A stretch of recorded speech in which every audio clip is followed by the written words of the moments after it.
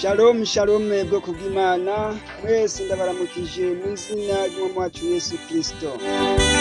Izina muramutse muganira na mwene so sindayihebura Egide. Numva nezerewe gushima Imana kuri uyu munsi, twongera dushimira na mwene data mukozi w'Imana ku cigisho amaze iminsi atwigisha. Imana imuhezagire cyane. Turashima ku cigisho c'ingo z'abubatsi tumaze iminsi twiga, kandi icigwa kimeze neza cyane. Ni ukuvuga iki cigwa kiradufasha cyane kandi tugatahura abenshi tukabona aho turi. None mwene data, Imana iguhezagire cyane. Twashaka kuri uyu munsi naho tuvugane, twongere twunganire na cyane cyane mu kwibutsanya ivyigwa tumaze iminsi twiga. Mu by'ukuri biradutahuza cyane tukumva aho turi. Nashaka tuvugane ijambo ry'Imana rituma twongera kwibukanya, mbega none mushinga ntahe mu vyigwa tumaze iminsi twiga twakuyemo iki? Mbega none mukenyezi mu vyigwa tumaze iminsi twiga twakuyemo iki? Ingo zacu turumva yuko tugiye kunguka iki? Mwene data, Imana imuhezagire cyane. None rero shengero ry'Imana, banywanyi mwese bari muri groupe b'amaso, nashaka twongere twibukanye, na cyane cyane twibukanya ibintu bibiri bituma haba ugusivya inzira y'Imana no gusibura inzira y'Imana. Yesu nashimwe cyane. Reka turamaze kumva neza ibintu bisivya inzira y'Imana, no kuvuga novuga yuko ari bitatu vy'akarorero umuntu agiye gutanga. Kutezwa cyane cyane, mene data, iyo hamaze kuba kumva ijambo ntiwumve kutsindwe, ntiwumve yuko hari aho wagiye uragendera bitameze neza, hanyuma ngo bitume wezwa. Ico kintu kiratuma gisivya inzira y'Imana n'inzira yiwawe. Hariho n'ikindi novuga kira kabiri, kameremere. Hari kameremere dufise, hari kameremere twabayemo, hari kameremere y'ibintu byinshi twagiye twumva ariko vyanse ko duheba bivanye n'ivyigisho mene data tumaze iminsi twiga. Ariko ndakwinginze ikameremere y'uno munsi, ikameremere ihinduke bivanye n'ivyigwa tumaze iminsi twiga, bivanye n'izi nyigisho tumaze iminsi tubona. Hari ikindi kigira gatatu, ivyaha. Bene data, ivyaha navyo nyene biratuma bisivya inzira y'Imana n'inzira yiwawe. Ivyaha biratuma inzira y'Imana isibanganya. Ariko mwene data, ku vy'ibi vyigwa, ku mpamvu z'ibi vyigwa tumaze iminsi twumva, mbega none bimeze gute? Mbega none uriko urahindura kwiki? Mushinga ntahe, uriko urahindura kwiki mu rugo rwawe? Mukenyezi, uriko urahindura iki mu rugo rwawe? Imana nibahezagire cane. Ariko kandi hari n'ibindi bisibura, imigenderanire, bigatuma Imana nawe kugendera nawe ukayigendera, bigatuma Imana igukorera ibintu vyiza wayisavye. Novuga yuko ibintu navyo ugiye gusibura ni ukwezwa. Mwene data, twezwe, twumve aho twagiye turatsindwa, twumve aho twagiye turafashwa, twumve aho twagiye aho twazimirije, twumve yuko ariho dukwiye gusaba imbabazi, twezwe mu maraso y'Umwami Yesu Kristo. Imana nibahezagire cyane. Hari ikindi gituma gisibura inzira y'Imana, ni ijambo ry'Imana twama twumva iminsi yose, ni ijambo ry'Imana twama twumva umutaga n'umurango, ni ijambo ry'Imana twama twumva mw'ijoro, ni ijambo ry'Imana twama twumva mu gatondo, ni ijambo ry'Imana twama twumva aho tuba turi hose, turaryumva mu matelefone, tukaryumva ku maradiyo. Biratuma twumva ijambo ry'Imana atana hamwe ufise uzokwireguza, mene data. Hari ikindi kintu kira gatatu gituma kandi usibura inzira y'Imana, amasengesho. Amasengesho, imisi yose ukama mu masengesho, imisi yose ukamuri imbere y'Imana, imisi yose ukamubona ibikorwa vyiza vy'Imana. Yesu nashimwe cyane. Reka dusangire ijambo ry'Imana ryo muri Zaburi 73, Zaburi 73 ku murongo wa 28. Iri jambo ry'Imana riradufasha cyane, riratubwira ngo ariko jeho kwegera Imana niko kumbereye amahigwe, umwami uhoraho niwe ngize ubuhungiro, kugira ngo namamaze ibikorwa wakoze byose. Imana nishimwe cyane. Ngo ariko weho mwene data, ariko weho wamaze kumviza inyigisho, ariko weho wamaze kubona urugo rwawe uko rumeze, ariko weho wamaze kubona umuryango wawe uko umeze, ariko weho wamaze kubona mbega none mu rugo rwanje bimeze gute. Ngo ariko jeho kwegera Imana, ariko weho kwegera Imana niko kumbereye, niko kukubereye mwene data amahirwe. Kwegera Imana niko guha ubugingo, kwegera Imana niko guha amahoro, kwegera Imana niko gutanga imigisha mu muryango, kwegera Imana niko gutuma abantu benshi bahinduka. Ngo umwami uhoraho niwe ngize ubuhungiro, kugira ngo namamaze ibikorwa wakoze byose. Yesu nashimwe cyane. Umwami Imana niyo twese tukwiye kugira ubuhungiro. Umwami Imana niwe ukwiye kugira ubuhungiro, niwe tugiye kugira ubuhungiro mu ngo zacu, kugira ngo twamamaze ibikorwa byose wakoze, kugira namamaze ibikorwa byose wakoze. Bene data ndabifurije iri jambo, ndabifurije kwamamaza ibikorwa, ndabifurije kwamamaza inyungu twagiye turonka mu muryango, ndabifurije kwamamaza, ndabifurije kumenyesha ibikorwa byiza by'Imana, ndabifurije kwamamaza na cyane inyigisho twagiye twumva, impanuro twagiye twumva mu y'amajambo, impanuro twagiye twumva muri iki cigwa tumaze iminsi twiga, impanuro twagiye twumva mu bikorwa byinshi mwene data yagiye aritangamo, aduhanura, aduhimiza uburyo tugiye kubungabunga ingo zacu. Yesu nashimwe cyane. Reka dusubire turabe ijambo ry'Imana dusanga muri Yosuwa. Ijambo ry'Imana dusanga muri Yosuwa 14. Dusangire amajambo y'Imana dusanga muri Yosuwa 14 umurongo wa 6 kugera ku 9. Umutwe w'amajambo atubwira ngo Kalebu asaba guhabwa Heburoni. Kalebu asaba guhabwa Heburoni. Maze abayuda baza kuri Yosuwa Igilugayi. Kalebu mwene Yefuni umukenezi aramubarira ati, urazi ibyo Uhoraho yatuvuze ko twe nawe? Akabibwira Mose umuntu w'Imana. Turi Kadeshimu Barusheneya. Nari maze imyaka 40 igihe Mose umusavyi w'Uhoraho yatuma ngo mve i Kadeshi Baruneya nje gutata igihugu. Ngarutse nkamubarira inkuru nacishijemo iruhande, ariko bagenzi banje twari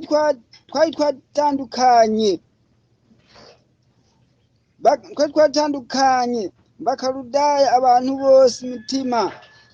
Imigabo jeho nakurikiye Uhoraho Imana yanje muri byose.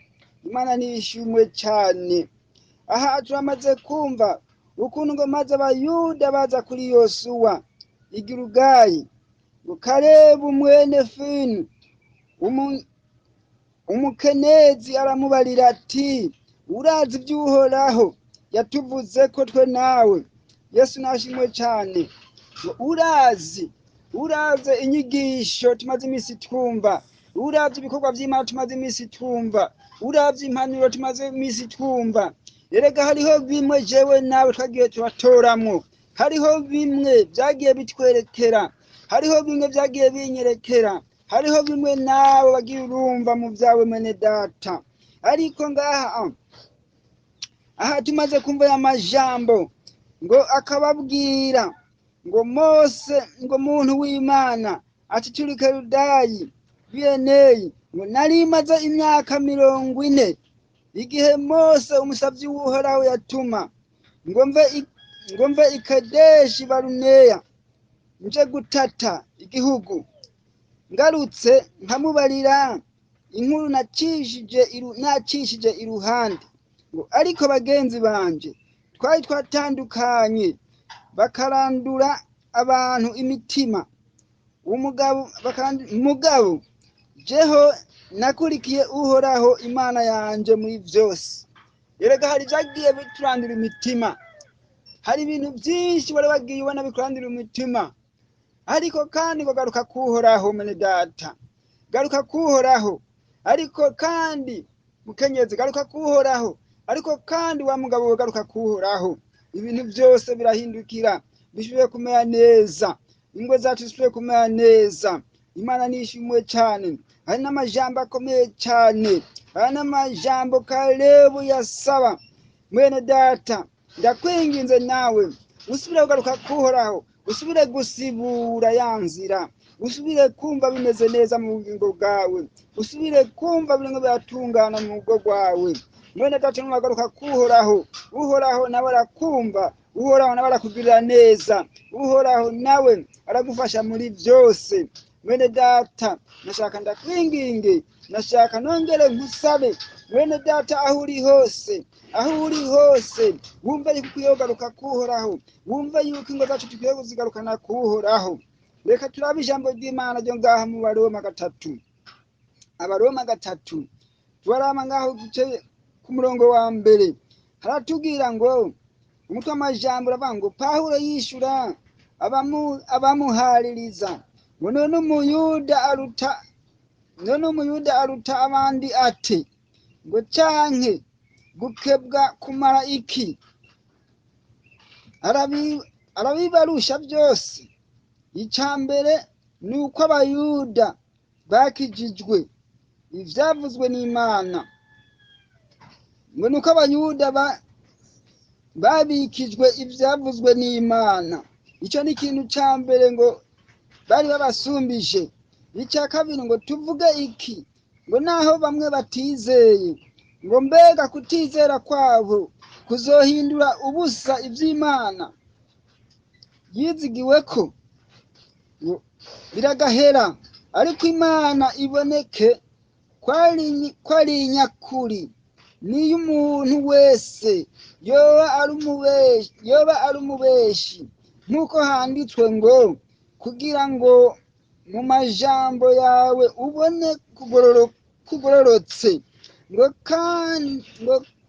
kandi utsinde niwashika mu rukinja.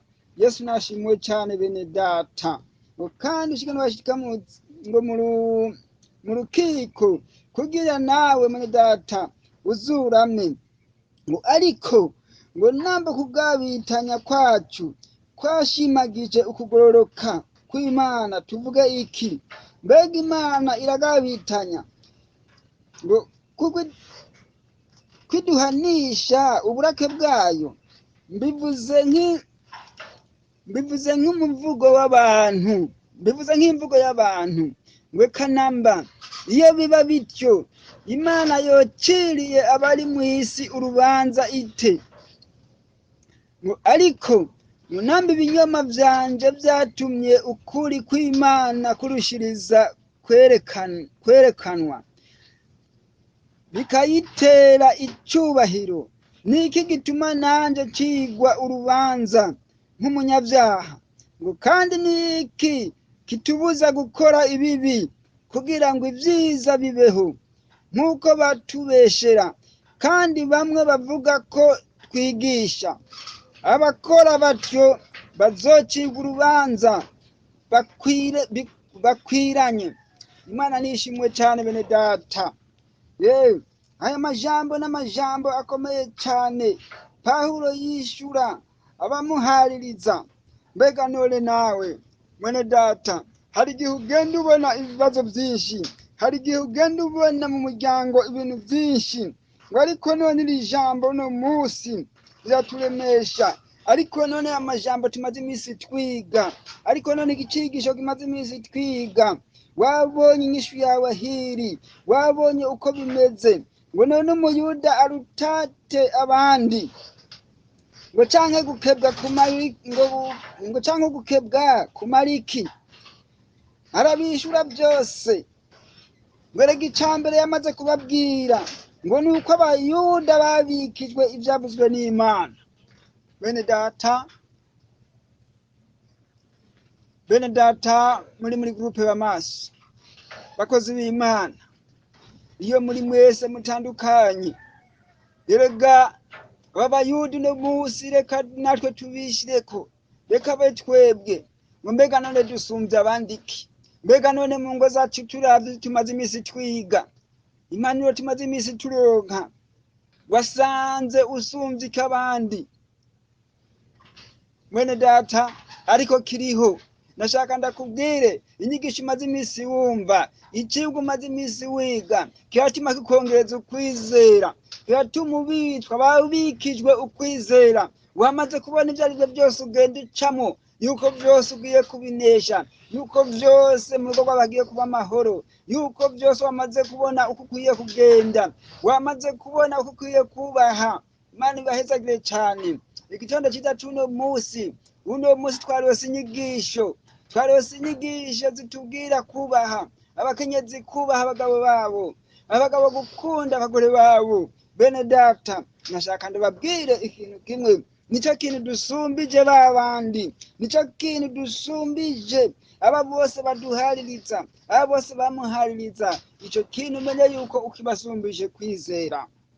Nabo nashaka ndakubwire uko biri kose ngo biragahera, ngo ariko Imana ibonekeye ko ari inyakuri, ko umuntu wese yoba ari umubeshi, nk'uko handitswe ngo kugira ngo mu majambo yawe uboneke ugororotse, ngo kandi utsinde niwashika mu rukinja. Ngo ariko namba kugabitanya kwacu kwashimigarije ukugororoka kw'Imana. Tuvuge iki mwene data? Ukugabitanya twari dufise mu ngo, ukugabitanya twari dufise mu muryango, nivyo dukwiye guhindura, nivyo mwizi nyigisho bitumye duhinduka. Kandi ngo biragahera kubisubiramwo, biragahera gusubira kuba mu bugaba twari tumaze n'igihe. Uno munsi mwene data, ndaguteye akamo, ndaguhanuye mwene data, ndaguteye akamo kugira imbere y'Imana, kugira ubone urugo rwawe yuko rwejejwe, kugira ubone yuko ibintu byawe bimwe batungana bimeze neza. Imana nibahezagire cyane bene data. Abantu bose bajanye n'izi nyigisho, abantu bose bamwe barumva iki cigisho, abantu bose bariko barafata programa kuri miragenda muri bino bihe cy'icigwa turimo turiga. Yego mene data, nashaka ndakongere, nashaka nsubira ndakubwire, wongerwe inkomezi mu buryo bwose, uhinduke mu mpanuro tugenda twumva, kuko ijambo ry'Imana rimwe yatubwira. Reka dusozerere hariya muri Zaburi ya 25, turava umurongo umwe wa 14 niwo tugiye gusozererako. Ngo ibanga ry'Uhoraho rifiswe n'abamwubaha, azobereka isezerano ryiwe. Imana nibahezagire cyane. Ngo ibanga ry'Uhoraho rifiswe n'abamwubaha, kandi ngo abantu bamwubaha ngo agiye kuzobereka isezerano ryiwe. Mwene data, urugo rwawe k'uyu munsi ufata ibanga ry'Uhoraho, mukenyezi fata ibanga ry'Uhoraho, mushinga nawe fata ibanga ry'Uhoraho. Niwamara gufata ibanga ry'Uhoraho rizoba rifiswe n'abamwubaha, nabo ngo azobereka isezerano, azobereka ibyo yabasezeraniye. Erega hari igihe twica amasezerano, hari igihe ushaka kwica amasezerano wasezeraniwe n'Imana, ariko tukayica, ariko tugafata izindi nzira zitarizo, bigatuma duta amasezerano. Ariko niwamara gufata ibanga ry'Uhoraho bizotuma nawe Imana isubira kukwereka, Imana isubira kukwishura, Imana isubira kugusubiza ko amasezerano yagusezeraniye. Abumvise mwese ijambo ry'Imana, naha ndigarukiye muri kano kanya. Imana nibahezagire cyane. Reka duwe imbere y'Imana mu gusenga. Data, turagushimiye, turagukenguruke Yesu Kristo, turagushimiye uburyo wabanye natwe, turagushimiye uburyo tumaze iminsi turonka amajambo meza mu mwacu Yesu Kristo, aduhimiriza gusubira kugiranira imigenderanire n'Imana, aduhimiriza gusubira gusibura mu ngo zacu, aduhimiriza gusubira kugarukana akanovera mu muryango, aduhimiriza kugarukana urukundo mu miryango. Mwami wacu Yesu Kristo, ndabigushimiye cyane. Ni nayo mpamvu uratebuja urukundo. Twongeye kubandanya tugira gusengera umukozi wawe, amaze igihe atwigisha, wongere kumwongera inkomezi, wongere kumwongera ubwenge bukomeye cyane, wongere kumutahuza, wongere kumwibira amabanga muri kino gihe. Natwe mwami wacu Yesu Kristo, wongere kukirira mwami wacu Yesu Kristo, akabangana cyane cyane mu mabanga yacu, na cyane cyane mwami wacu Yesu Kristo, mu ngo zacu, na cyane cyane mu miryango yacu. Wongere kwibira akabanga, wongere gusibura imigenderanire. Erega hari inzira nyinshi zasibye, turashaka kuzisibura. Yesu Kristo bugeze neza, urakoze kubyumvise, urakoze kumaze kubikora. Tubisabye mu izina rya Data n'iry'Umwana n'irya Mpwemu Yera.